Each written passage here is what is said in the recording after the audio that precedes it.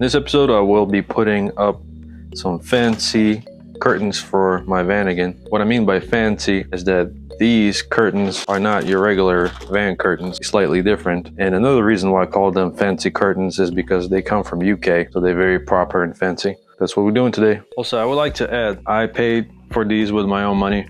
I'm not sponsored by anyone. And so far, all the parts that I've put on my van, I paid with my own money, with my own tools that I bought. Okay, so let's see what we got.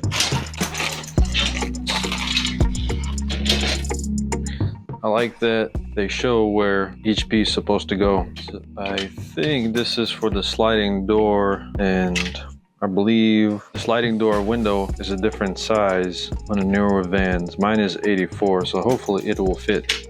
Also, shout out to Heritage Parts customer service because I ordered brown by accident and I reached out to them to change it to gray and they did it for me. Okay, let's install them in my van.